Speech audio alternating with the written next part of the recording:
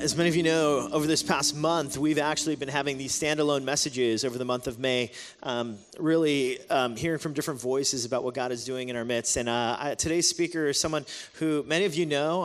His name is Eryn Black. He and his wife, Elizabeth, and their kids, Jude and Ezra, are both a fixture here in our community. We love them dearly. They work with an organization called Jews for Jesus, working with some of the Jewish community here in our city. And it is such a delight to have them, not only here in Midtown and part of our church, but also serving in various different capacities. And one of the gifts that God has given to them is also teaching and preaching. And so it's a delight whenever we get an opportunity to hear from both Eryn and Elizabeth at different times. Today, Eryn will be preaching for us, and it's my great honor and privilege to introduce him to you. So can you give it up for Eryn Black, everyone? Thank you. Good morning, everybody. It's good to be here.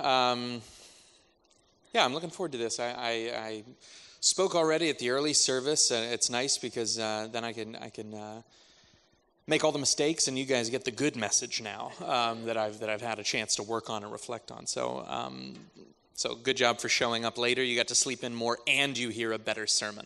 So you guys know what's up. The passage that was read, this is a parable of Jesus. If you've spent much time reading the Gospels, or honestly, even if you've spent only a little bit of time, you probably encountered one of these stories, something that Jesus, as he's teaching, just stops and tells. And before we actually look at the text, I want to explain a little bit about what a parable even is. Sometimes, this is not a word parable that is used all the time. I'm not constantly doing things and somebody's like, hey, did you hear that parable the other day? Were you looking online? You saw the parable that's been going around? Like that isn't really what happens. So maybe we're not as familiar. And in studying the Bible in any capacity, knowing some of that common language that's being used can help us figure out a little bit of what's happening, what we're supposed to know. And it makes me think of a joke that John Mulaney tells in his latest stand-up special, which actually I got to go see him live at Radio City the night they were filming it from Netflix. I didn't even know they were going to be filming it. It was just a cool thing. That's the kind of life I have. He tells a joke about being raised Catholic and going to church, and he was like, I don't know what some of these things are. And he was like, look at the Psalms. Like, what's a psalm? It's not a song because it doesn't rhyme, but it's a psalm. And like our brain thinks that maybe it's a song because that's what we want to hear. So like I understand how there can be these things in the Bible where like, I don't actually know what a psalm is. I don't really know what a parable means. A parable is a short, like fictional story that's being told to communicate some moral, ethical, or spiritual principle. It's not that different from the idea of a fable or something that is being used to teach a lesson, but it's done in story form. I think it's terrific that this is like a fixture of Jesus' teaching, that he's always telling parables. He's always telling these stories to communicate a greater point to his audience, because I think a lot of times people can think of the Bible as being this book of just like rules. Like when you think of the Bible, you think of like, oh gosh, God telling me what to do, like rules, don't do this. And then there's this moment where Jesus, who is, in the Christian tradition, in our belief, Jesus is God in the flesh. This is God talking to people. And instead of just going, do this, don't do that, he's telling a story. He's inviting his listeners into this thing that's going to capture their imagination to make a certain point. And stories are important to all of us in some way. It's not just parables. It's in the way that you. When you tell a story about something that happened to you, you don't just tell like, well, I learned that you should always make sure your car has enough gas. Like that. Okay, fine. That's the point of it. But you probably tell it in a story where you ran out of gas and should have had more, or whatever it is. That's a bad example in this city, since everybody's like, a car? What's that? I'm not one of those rich people that you get to go see at Radio City. So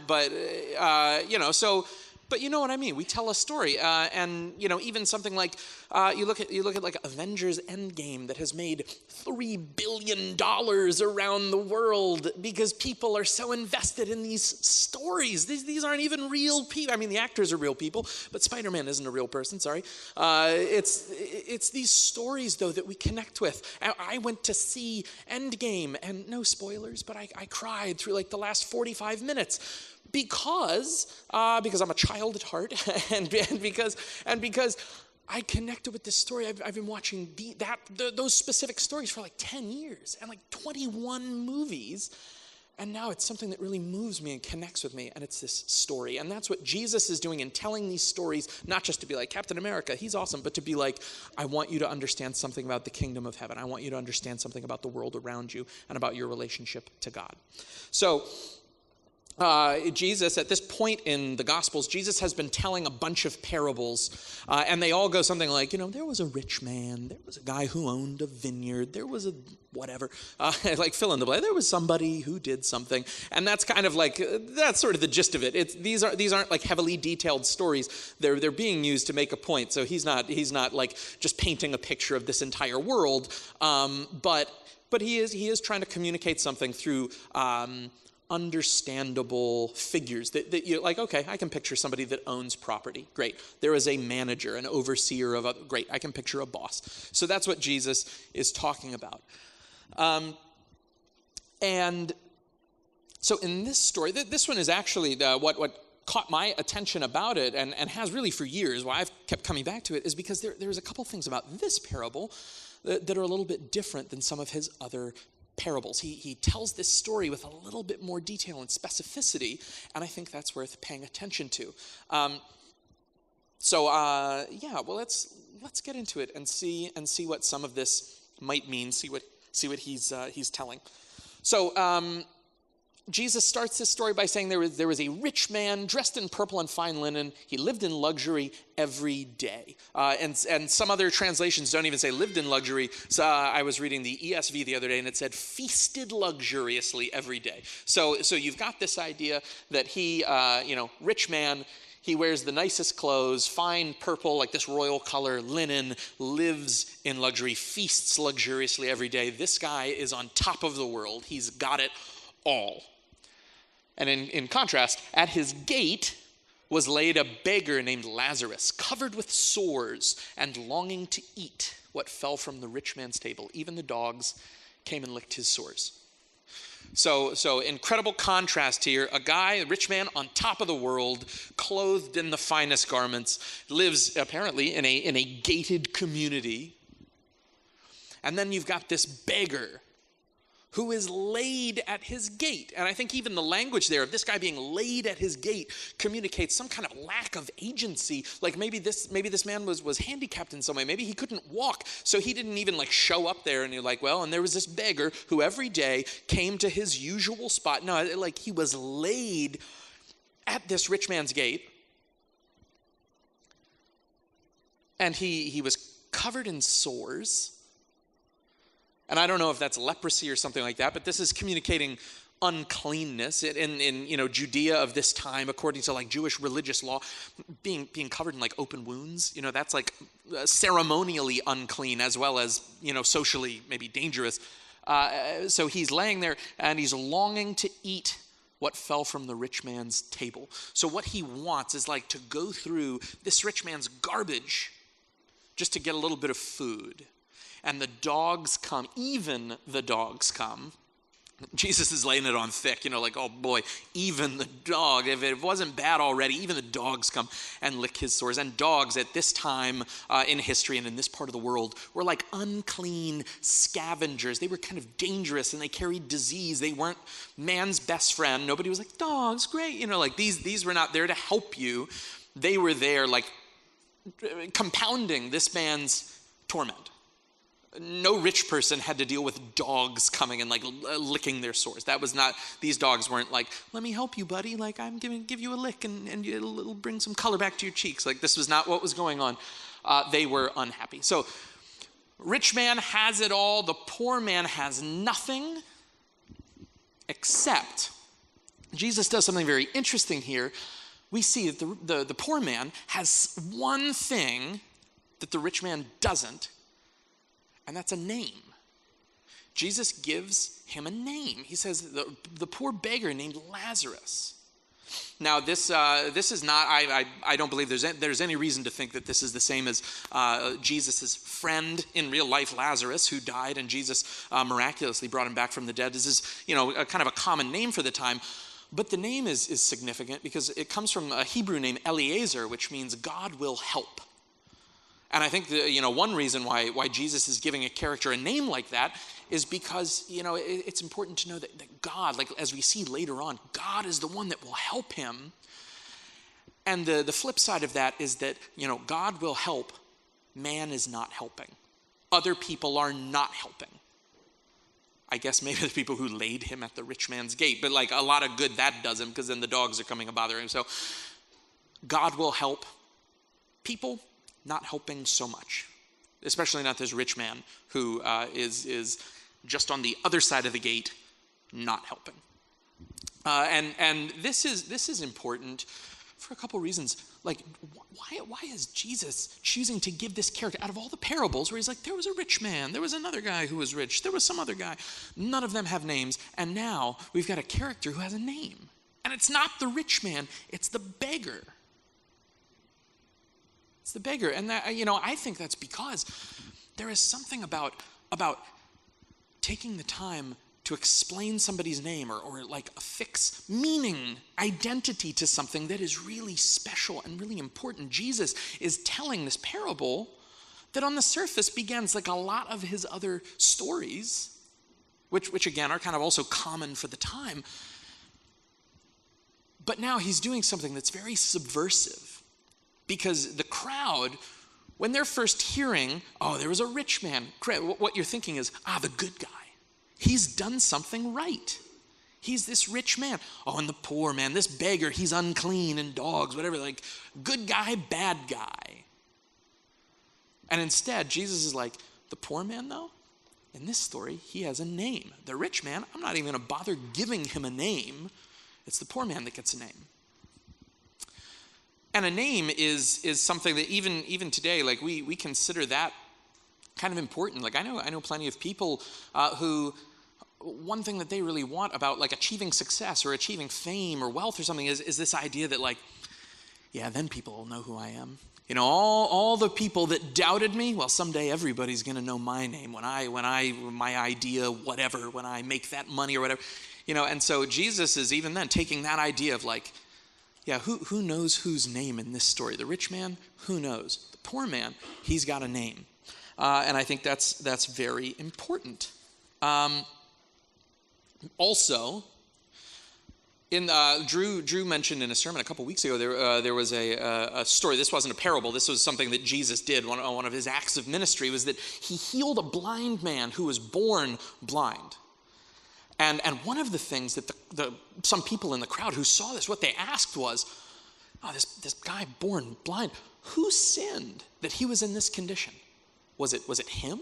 Was it maybe his parents? So there was an idea in the society of the time that if you were suffering something, that it might have been because you did something wrong. Like this was a consequence of what you've done.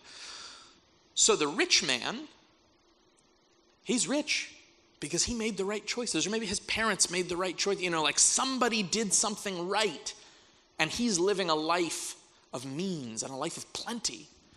And likewise, this poor man, well, he probably did something wrong.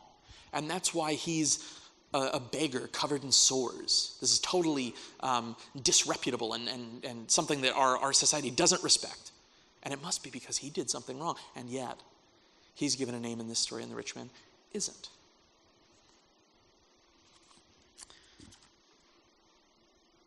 So let's see. This society, and I'll just mention this quickly, but this was not a you can do it. If you've got a dream and a little bit of can-do spirit, you'll achieve. Like this was a world in which the poor were probably going to stay poor, the rich probably going to remain rich. But I mean, you might have rich people that lose it all. You probably don't have poor people that gain it all. There was an extreme distance between these two, and it would not be easily bridged, if at all. So let's look at what happens next. We're moving pretty quickly in this story. As soon as we meet the rich man and Lazarus the beggar, the time came when the beggar died. Angels carried him to Abraham's side. The rich man also died and was buried. And then he ends up in Hades, where he's tormented. So these guys, what they're experiencing in the story, and something that Jesus is communicating to the crowd, is that, oh man, look what happens. Death. It's the great equalizer. This is a nice 3-day weekend, beautiful day, holiday weekend. I'm not going to ask you to high-five your neighbor and say, you're going to die. But you are, and so am I. There are, in fact, more dead people now in history than there have ever been, because everybody's going to die. And I know that might seem sad, and I suppose it is if those are the people you knew and loved, but at the same time, it's going to happen to everyone. The commonalities between the rich man and the poor man, they were both born, they had to end up here somewhere, and they both died. And maybe what happened in between those two events were very different because of their social status, because of their family, because of their means. Maybe the rich man's quality of life was better because he's wearing nice clothes and he's eating fine foods and stuff like that. But in the end, his riches don't keep him from dying. It's just going to happen. This is an inevitability that also really levels the playing field between these two people. So in life, they couldn't have been more different, and yet, at the end, they both die. Now, look what happens when they die. The beggar died, and angels carried him to Abraham's side. Wow, so what this is saying is that there is, at least in the world of this story, I don't think that this is a parable meant to teach us a lot of doctrine about the afterlife, but it is using the familiar language that the Jewish people of the time would have known about, entering into God's rest, being reunited with your forefathers who went before you in faith. So it's saying Abraham, the patriarch, the first of the Hebrew people, who in the New Testament is also looked at as an example of faithfulness and an example of being able to live a righteous life, friends with God. This poor man dies, and angels, the messengers of God, carry him to Abraham's side. Some translations say the bosom of Abraham. And what that means is it's communicating this idea that they come to Abraham, and Abraham embraces him. Abraham pulls him close. It's okay, you're here now. You're receiving your reward. You're receiving rest and comfort. And he didn't have to get there on his own. He it was funny, in life, he was laid at the gate of a rich man. In death, angels escort him, the messengers of God who are responsible for these incredible moments throughout Scripture. They personally escort him to Abraham, who embraces him. You're home. You're at peace now. The rich man also died and was buried. Now, we've got no reason to believe that the poor man was actually buried. He probably died, whatever. It got cold one night and he died. And he's there in the street at this guy's gate. And now the rich man, he dies surrounded probably by friends and family. Oh, I'll miss you. You've lived a good life. And he died. All right, so long. He dies. He's buried. They take care of his body after death. And they bury him. But then, in Hades, he's tormented. He goes from, I've had a good life, and I'm resting, and I'm going quietly, and it's getting darker and peaceful. Ooh, torment. Now I'm in torment, and I look across this great divide, and there's, is that Abraham all the way over there? Not where I'm not with him. He's over there. And who's that with him? Is that Lazarus?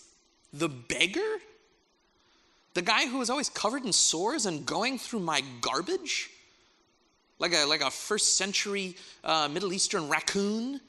And now he's there with Abraham?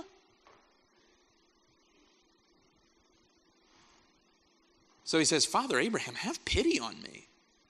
Send Lazarus to dip the tip of his finger in water to cool my tongue because I'm in agony and in fire. Look at what he's doing.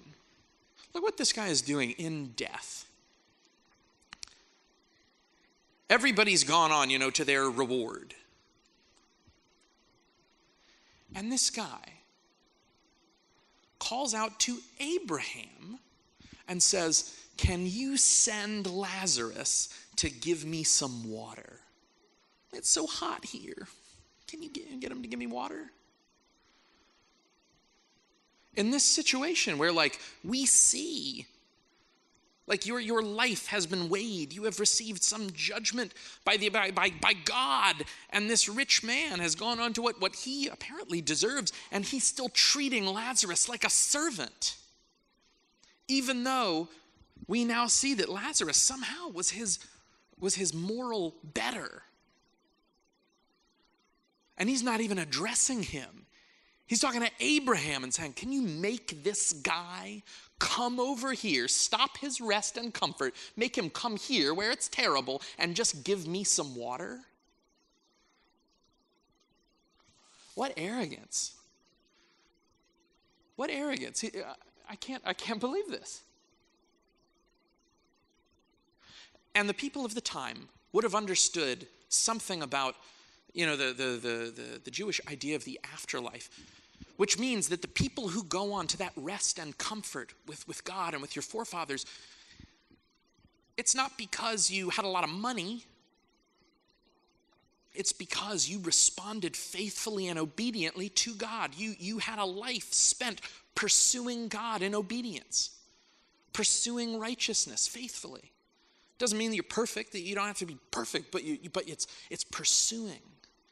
It's seeking after righteousness, seeking after God. So somehow, and we don't need to know why, the people of the time didn't need to know why, but the rich man apparently did not do that. His life was characterized by wealth, but not characterized by faithfulness, obedience, and righteousness, because if it was, then he'd be with Abraham. And somehow this poor man apparently lived a life that was more characterized by faithfulness and obedience. God wasn't just like, oh, you poor guy, you had it rough in life. Okay, you'll get something good now. That's not what God was doing. There was real reasons that the audience would have understood why someone might have gone on to receive rest and someone else wouldn't have. So man, Jesus is saying something crazy. If the people are going oh man, this poor guy covered in sores, I bet it's because he sinned and that's why he's being punished in this life. Turns out, not only does he get a name in the story, but he's the one getting rest and comfort by their forefathers. So this is like I said, a really subversive story, because what Jesus is saying all of a sudden is your righteousness isn't measured by your wealth.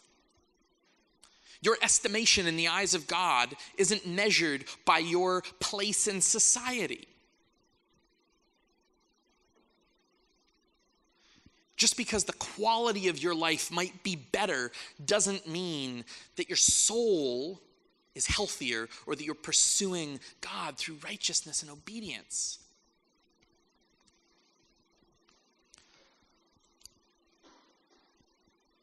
So let's keep going. Okay, so Abraham says.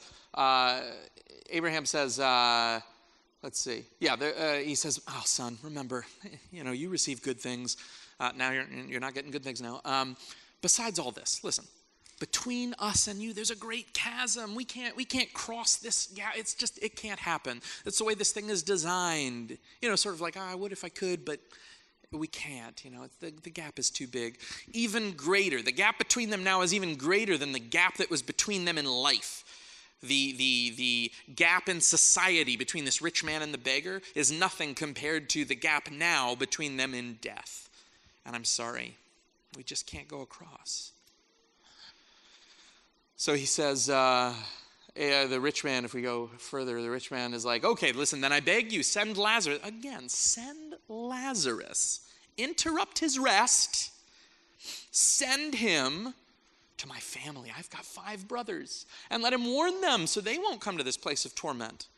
And it reminds me of like Charles Dickens, A Christmas Carol where Jacob Marley's going like, look out, Scrooge, here I am, a ghost, and I'm wearing these chains that I forged in life through my greed and cruelty. And this man is saying, go to my family, tell them, send the ghost of Hanukkah's past to tell my family, be careful or you're going to end up in this place of torment.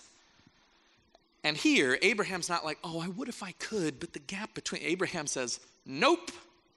They've got Moses and the prophets. Why interrupt Lazarus's rest when your family already has Moses and the prophets telling them what God requires of you? And I like that he says, no, Father Abraham. Like he's saying, yeah. Let's all understand that they're not going to listen to Moses and the prophets. No. He tells them, they've got Moses and the prophets. No, not going to do it. We all know that. I had Moses and the prophets, and look where I am. But if someone from the dead goes to them, they'll repent. Give them another sign. And here's the kicker, man. Jesus, the punchline of this story. Abraham says, if they don't listen to Moses and the prophets, they won't be convinced even if someone rises from the dead. And that's the end of the parable. Man, Jesus is, he's not pulling any punches with this one.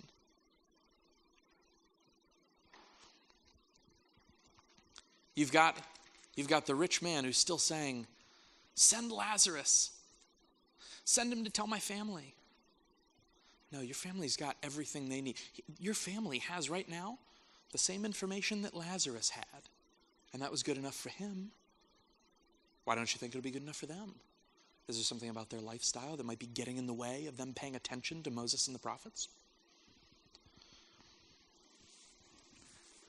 What is Jesus communicating with this story that has this is like a Twilight Zone kind of ending. Like, turns out they won't believe even if somebody rises from the dead. What's he trying to say? Well, one thing I think he's trying to tell us, a very clear lesson. Don't find your worth in what you own. Don't find your worth in your job. Don't find your value in your identity in material things and in riches. Because in the end, those aren't going to help you any more than they help this guy. And here's the thing. If you start finding your value in what you've accomplished, if you start finding your value in what you've earned or what you've made of yourself, that's bad for you. It's also bad for the people around you because you're going to start judging other people by that same false standard. If you say, I must have done something right. I worked hard and now I've achieved a lot. What's going to stop you then from looking at other people and saying, well, if I've got what I've got because I worked so hard, maybe they don't have stuff because they're lazy. Maybe they didn't work as hard. Maybe they're not as valuable as me. You're going to start saying, I went to college. How come you can't just go to college? I got a good job. I worked hard and made money. Why don't you do the same? Isn't that the way also we notice sometimes people talking about things like depression and anxiety or other kind of mental illness where we go, I don't know, start being happy. You're worrying, just stop worrying. I stop worrying, why can't you? And you're not taking the time to recognize the dignity of somebody or what's going on in their life. You're just going, I'm not sad all the time. How come you're sad? I worked hard. Maybe you should just work harder. But Jesus is saying, your identity isn't in those things. You have a certain amount of dignity and worth that just comes from God. And if you can't recognize that in yourself and you can't recognize that in others, then you're going to be like this rich man, even if you're not rich. You're going to be like this rich man who doesn't help the person laying at your gate.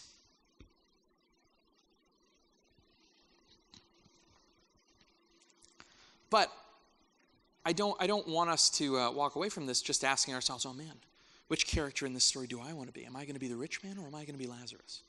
Which one am I? I don't want us to ask ourselves that question. What I'd like us to ask today is, if I were Jesus telling this story, based on my values, based on my identity, who would I give a name to in this story? Would I tell a story about a rich man and just make sure I name drop and let you know that, like, well, I know this rich guy. We're friends, you know, I don't know. It's fun. We have fun. Or does that not matter so much? Because you want to recognize the dignity and the humanity of the beggar. And you take the time to know that guy's name and mention him in the story. And when I say story, I'm talking about the way we live our lives and communicate things to other people. That's the story of our life. Who gets a name in our story? Who do we recognize has worth and value and humanity and dignity? And here's the great thing, especially considering the kind of dark note that Jesus ends this parable on. He says, you know, in this story, if they don't believe Moses and the prophets, they're not going to believe if somebody comes back from the dead. And later on, Jesus, in a society where everybody has Moses and the prophets, dies and comes back from the dead. He could have been saying to them, I'm not going to waste my time coming back from, like, I'm going straight to heaven or whatever. You're like, because you've got Moses and the prophets, but instead he comes back so that we could have that hope of the resurrection. And if you are a Christian, if you're a follower of Jesus, then his resurrection is also part of your story. You have been treated with dignity and value by Jesus, by God, through the resurrection. That is part of your story. So now what we can do is go out and communicate that to others, to show them that I'm not valuable because of everything I've achieved. I'm valuable because God has instilled me with value, the same as he has with you.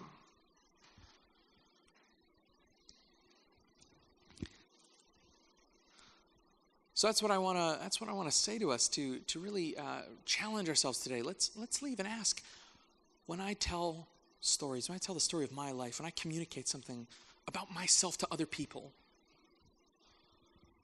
who am I treating with dignity? And not just because people deserve it. I mean, they do. That's a good reason to treat people with dignity.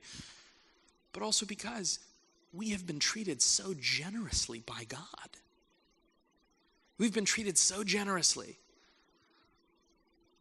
so richly. And we didn't deserve it. We didn't earn it. It's because of his great love. Are we able to take that and use that to invest in others, use that to bless others, and show them some portion of the generosity that's been shown to us? So as you go out, do it and think about who you're giving a name to in your stories. When people hear from you, what can you tell them about value and worth and dignity? So let me pray and invite the worship team to come back up as I'm doing that.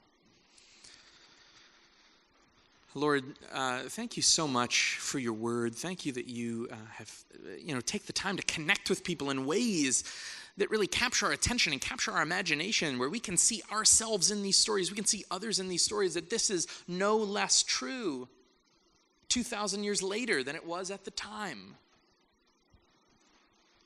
And in some ways, we should be sobered by the fact that it's no less true, that people haven't necessarily gotten more generous, that people haven't been treated with more respect and dignity.